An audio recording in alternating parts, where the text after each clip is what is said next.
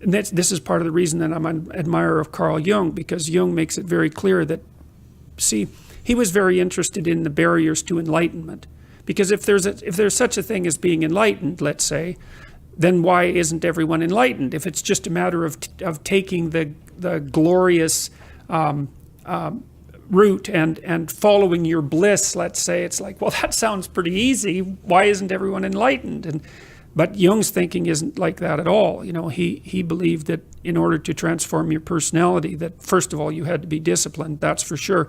But you also had to integrate that part of you that was terrible and capable of breaking rules and make it part of you. And so then, and I really like that idea. Well, here's an example. So about 20 years ago, I would say, there was a newspaper headline in one of Canada's major newspapers, and it was the Minister of Foreign Affairs at that time, Lloyd Axworthy, and he was talking about what had happened with Milosevic in the former Soviet Union in Yugoslavia, and the atrocities that were being committed. And he said that he was caught unawares by that because he didn't have the imagination for that kind of evil.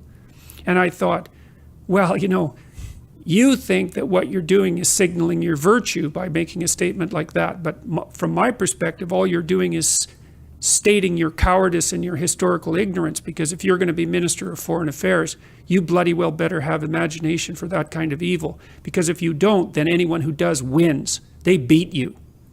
And so you know, again, in the Harry Potter stories, you see, he's touched by evil, right? He actually has a soul fragment that's embedded within him that's as black as anything can possibly be. That's why he can talk to snakes.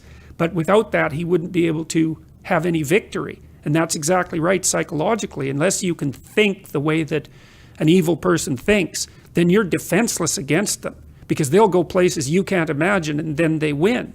And so the best men I've met, it was interesting even when I was in junior high and high school, because most of my friends dropped out, you know, by the time they were grade 10, thereabouts.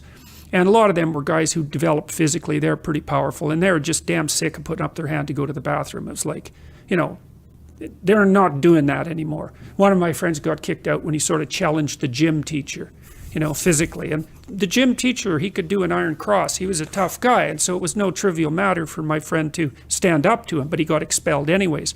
But, you know, I noticed that it wasn't, it was often the kids whose character I admired that either quit or got expelled, and they were the tougher guys who were just sick and tired of following rules that didn't take into account their character, and then they'd go off and work in the oil rigs or whatever. And you could do that in Alberta at that time. And that was really hard work, you know. So it wasn't like they were necessarily taking the easy path. But like, a harmless man is not a good man. A good man is a very, very dangerous man who has that under voluntary control. And you know, you also see that like one of the central female stories, let's say, if the hero archetype is the central male story, there are variants of hero archetypes that are relevant to women, and one of them is Beauty and the Beast.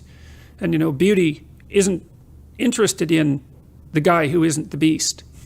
She's interested in the guy who's the beast, and that's exactly right. But she's interested in the guy who's the beast that can be civilized and disciplined, right, and who can use that in the service, well, let's say, of a family.